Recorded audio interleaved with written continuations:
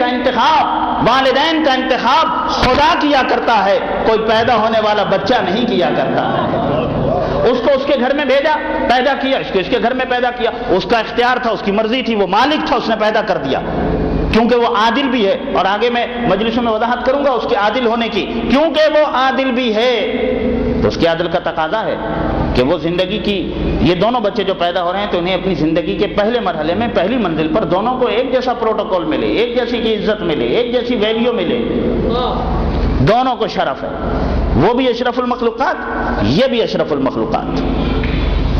ابھی تو اسفل المخلوقات کا تصور ہی نہیں ہے، یہ دونوں اشرف ہیں، دونوں بلند و بالا ہیں۔ اور پروردگار عالم یہ شرف کا تاج جو پیدا کر کے ان کے سر پہ رکھا ہے یہ اتار نہیں رہا، ایک خاص مدت تک بغیر کسی شرط و قید کے ان کے سر پہ یہ تاج رہے گا۔ یہ لطف ہے پروردگار عالم کا۔ اشرف المخلوقات ہی کہلائیں گے، پست نہیں کہلائیں گے، اسفل اور گھٹیا نہیں کہلائیں گے۔ کب تک؟ جب تک یہ بچہ باب بلوغت میں قدم نہیں رکھتا ہے، جب تک یہ بچہ بالغ نہیں ہو جاتا ہے، اس وقت تک یہ دونوں بچے اشرف المخلوقات کہلائیں گے اور کچھ نہیں کہلائیں گے۔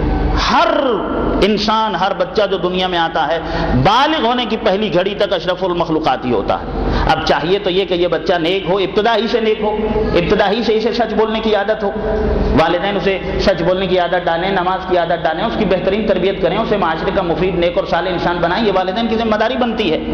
اور وہ بچہ اگر نیک بنا 5 سال سے ہی یا 7 سال سے، جیسے کہ حکم بھی ہے کہ اگرچہ 7 سال کے بچے پر نماز واجب نہیں ہے، لیکن 7 سال کے بچے کے لیے اگر 7 سال تک اس کو نماز کی عادت نہیں پڑی ہے تو والدین کے لیے حکم ہے کہ سختی کر کے بھی اسے نماز کی عادت ڈالیں بقدر ضرورت، اس حد تک کہ وہ نماز کی طرف راغب ہو، تب اسے نمازی روزہ دار بنانا والدین کی ذمہ داری ہے کہ اس کے لیے اہتمام کریں۔ بہرحال یہ بچہ، والدین نے اپنی ذمہ داری ادا کی، اس نے نماز پڑھنا شروع کی، روزہ رکھنا شروع کیا، سچ بولنا اور نیک کام کرنا شروع کیے، ٹھیک ہے۔ ایک بچہ ہے، اس نے والدین کی نہیں مانی، وہ اپنی اس عمر میں 7 سال میں، 8 سال میں، 9 سال میں، 10 سال میں، حد یہ کہ 14 سال تک نہ نمازی بنا، نہ روزہ رکھا، نہ کسی واجب کام کی طرف توجہ دی، نہ کسی حرام کام سے پرہیز کیا، اس کے باوجود یہ لطف خالق کا رہا کہ بلا شرط قید، کوئی شرط نہیں ہے، کوئی قید نہیں ہے، کردار کی، رفتار کی، گفتار کی، اب تک جیسے بھی تھے اشرف المخلوقات تھے، چاہے نیک نہیں بنے پھر بھی اشرف المخلوقات تھے۔ لیکن جیسے ہی بچہ باب بلوغت میں قدم رکھتا ہے اور جیسے ہی بچہ بالغ ہوتا ہے تو اب پروردگار عالم نے اس بشر کے لیے جو انتظام ہدایت کیا ہے وہ اب تک مستحب حیثیت رکھتا تھا، اب سے وہ واجب حیثیت رکھتا ہے۔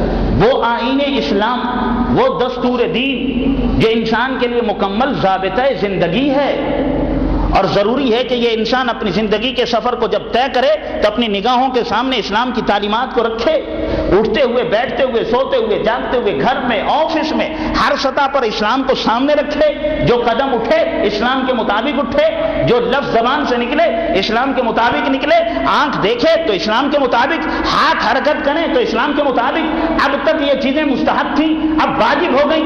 نماز پڑھنا اب تک مستحب تھی، اب نماز واجب ہے، اب روزہ واجب ہے، اب عبادت ضروری ہو گئی ہے اس بشر کے لیے جو دنیا میں آیا ہے۔ اب تک جھوٹ و غیبت سے پرہیز کرنا بہتر شے تھی، لیکن اب اس کا ارتکاب کرو تو یہ حرام ہے، یہ گناہ کبیرہ ہے۔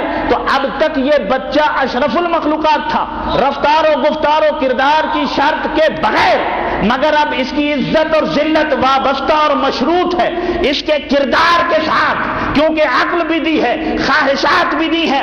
عقل کہہ رہی ہے اسلام کے قوانین پر عمل کرو، اسلام کی تعلیمات پر عمل کرو، اسلام کے واجبات کو ادا کرو، اسلام کے حرام کاموں سے پرہیز کرو۔ عقل یہ کہہ رہی ہے اور خواہشات کہہ رہی ہیں نہیں، اسلام کے احکامات کو پامال کر دو، اپنی حیوانی نفسانی خواہشات کی تسکین کے لیے چاہے خدا کے قانون کو توڑنا پڑے توڑ دو۔ اب اگر اس کی عقل اس کی خواہشات پر غالب آ جائے تو اسلام کہتا ہے یہ جبرائیل سے بھی افضل ہے، اور اگر خواہشات عقل پر غالب آ جائے یہ جانور سے بھی بدتر ہے۔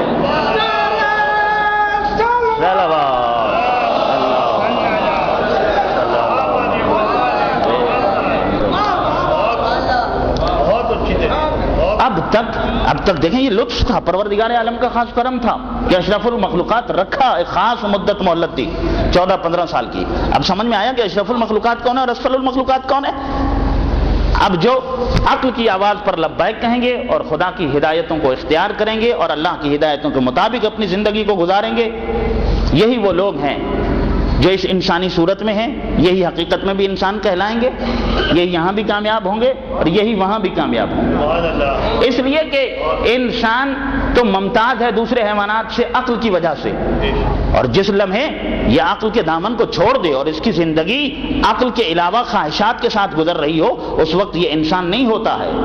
جس لمحے اس نے عقل کی آواز پر لبیک نہ کہا، انسان جس لمحے عقل کو پشت دکھاتا ہے اسی لمحے آسمان انسانیت سے زمین حیوانیت پر آ جاتا ہے۔ جس لمحے عقل مسلسل عقل ہادی باطن ہے جو پروردگار عالم نے بشر کے لیے انتظام ہدایت کیا ہے، ہادیوں کے ذریعے کیا ہے، ظاہری ہادی اور باطنی ہادی، اور وہ باطنی ہادی عقل ہے، عقل باطنی ہادی ہے۔ اس کا کام کیا ہے کہ اچھے اور برے کا فرق بتائے، حق اور باطل کا فرق بتائے، طاہر شے اور نجس شے کا فرق بتائے، اور انسان کو صحیح معنوں میں انسانی زندگی کی کامیابی کے اصول اور راستے بتائے۔ یہ کام ہے عقل کا۔ اب اگر کوئی یہ خواہشات، عقل انسان کے اندر ملکوتی پہلو، خواہشات انسان کے اندر حیوانی پہلو، ٹھیک ہے، عقل بھی انسان میں پائی جاتی ہے، خواہشات بھی پائی جاتی ہیں۔ خواہشات انسان کا حیوانی پہلو ہے، اور انسان اپنے اندر ایک حیوان بھی رکھتا ہے، انسان کا حیوانی پہلو ہے خواہشات۔ عقل یہ انسان کا ملکوتی پہلو ہے۔ اب یہ دونوں طاقتیں ہر انسان کے اندر ہیں اور مصروف جنگ ہیں۔ ہر انسان کے اندر ایک داخلی محاذ ہے اور دو قوتیں ہیں جو آپس میں لڑ رہی ہیں مسلسل، ایک ادھر کھینچ رہی ہے ایک ادھر کھینچ رہی ہے۔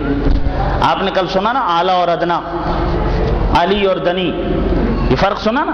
ایک قوت بلندی کی طرف کھینچ رہی ہے اور ایک قوت پستی کی طرف کھینچ رہی ہے۔ خواہشات پستی کی طرف کھینچتی ہیں اور یہ عقل ہے جو بلندی کی طرف بلاتی ہے اور بلندی کا راستہ بتاتی ہے۔ یہ انسان کو بلند بنانا چاہتی ہے، اشرف اور افضل اور اعلیٰ بنانا چاہتی ہے، اور خواہشات کہتی ہیں نہیں۔ تو ان دونوں میں جنگ ہوتی ہے۔ اب مجھے بتائیے، جب ان دونوں میں جنگ ہو، عقل میں اور خواہشات میں، اور یہ دونوں طاقتیں آپس میں لڑیں، تو کامیاب کون ہوگا؟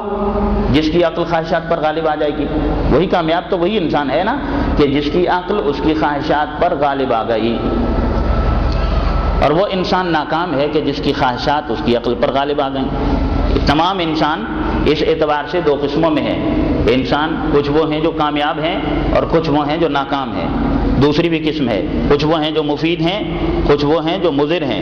انسان کچھ وہ ہیں جو صحت مند ہیں اور کچھ وہ ہیں جو بیمار ہیں، کچھ وہ ہیں جو سعید ہیں اور کچھ وہ ہیں جو شقی ہیں، کچھ وہ ہیں جو نجات پانے والے ہیں، فلاح پانے والے ہیں، اور کچھ وہ ہیں جو ہلاک ہونے والے ہیں، کچھ وہ ہیں جو عزت والے ہیں اور کچھ وہ ہیں جو ذلت والے ہیں۔ یہ بات آپ کے پاس واضح ہو رہی ہے؟ اب آپ کسے کہیں گے صحت مند اور کسے کہیں گے بیمار؟ آپ کسے کہیں گے مفید اور کسے کہیں گے مضر؟ آپ کسے کہیں گے کامیاب اور کسے کہیں گے ناکام؟ تو تمام انسان اپنی اپنی فہم کے مطابق مفید و مضر، کامیاب و ناکام، صحت مند و بیمار کا فرق بتائیں گے اور ان کی تعریف بھی کریں گے۔ لیکن اللہ کے نزدیک مفید کون ہے اور مضر کون ہے؟ کامیاب کون ہے اور ناکام کون ہے؟ صحت مند کون ہے اور بیمار کون ہے؟ وہ انسان جس کی زندگی عقل کے تابع ہے، یہی وہ انسان ہے جو کامیاب بھی ہے، مفید بھی ہے، صحت مند بھی ہے، سعید بھی ہے اور دنیا اور آخرت میں نجات پانے والا ہے۔